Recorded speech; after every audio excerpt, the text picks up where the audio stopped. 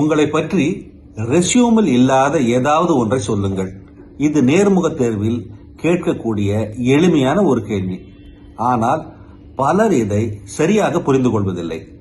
இதை உங்கள் குழந்தை பருவ கதைகள், விருப்பமான நெட்ஃபிளிக்ஸ் ஷோ, விருப்பமான உணவு இவற்றை அறிந்து கொள்வதற்காக கேட்கப்படுவதில்லை. உங்கள் தொழில்முறை வாழ்க்கையில் எழுதப்படாத அத்தியாயங்களை, உங்கள் அனுபவங்களை, யுக்திகளை அறிந்து கொள்வதற்காகவே கேட்கப்படுவது. துடிப்பான நபர்கள் இந்த கேள்விக்கு என்ன பதில் கூறுவார்கள்?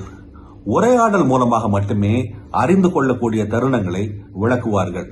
நெருக்கடி நேரத்தை கையாண்டது, ஒரு ப்ராஜெக்டை காத்துக்கொள்வதற்காக தானே புதிய திறன் ஸ்கில் ஒன்றை கற்றுக்கொண்டது, தாங்கள் வளர்க்கப்பட்ட விதம் எவ்வாறு தங்களுக்கு உதவியது போன்றவற்றை கூறுவார்கள். விடாமுயற்சி, நீடிய பொறுமை போன்ற சான்றிதழ்களில், சர்டிபிகேட்டில் இல்லாதவற்றை கூறுவார்கள். தடுமாறுகிறவர்கள் என்ன பதில் கூறுவார்கள்? ஒன்று, ரெஸ்யூமில் இருக்கின்றவற்றையே மறுபடியும் ஒருவரை கூறுவார்கள், அல்லது பொருத்தமில்லாத தனிப்பட்ட விவரங்களை கூறுவார்கள். பெரும்பாலானோர் I am hard working and fast learner, கடினமாக உழைப்பேன், வேகமாக கற்றுக்கொள்வேன் என்பார்கள். நேர்முக தேர்வு நடத்துகிறவர்கள் இதை ஒரு 1000 முறையாவது கேட்டிருப்பார்கள். இந்த கேள்வி மௌனத்தை கலைப்பதற்காக கேட்கப்படுவதில்லை.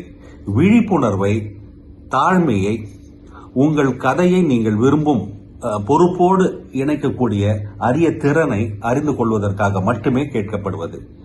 திறன் தொகுப்பு, அதாவது ஸ்கில் செட்டில் முதலீடு செய்வதற்காக அல்ல, ஒரு நபரில் முதலீடு செய்வதற்காகவே நேர்முக தேர்வுகள் நடத்தப்படுகின்றன. இது போன்ற தருணங்களை உங்களை மறக்காமல், தேர்வாளர் மறக்காமல் இருக்கும்படி பயன்படுத்திக் கொள்ளுங்கள். மறுமுறை இது போன்ற கேள்வி கேட்கப்பட்டால் சிறிது இடைவெளி விடுங்கள். இந்த நேர்முக தேர்வு முடிந்த பிறகு அவர்கள் என்னை எவ்விதத்தில் நினைவில் வைத்திருக்க வேண்டும் என்று விரும்புகிறேன் என்று உங்களையே கேளுங்கள். பிறகு நினைவில் நிற்கும் வண்ணம் எதையாவது பகிர்ந்து கொள்ளுங்கள்.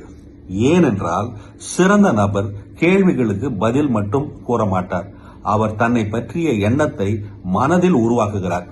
அந்த எண்ணங்கள் ரெஸ்யூம்களைப் போல அல்லாமல் மறக்க முடியாதவையாக மனதில் பதியும்.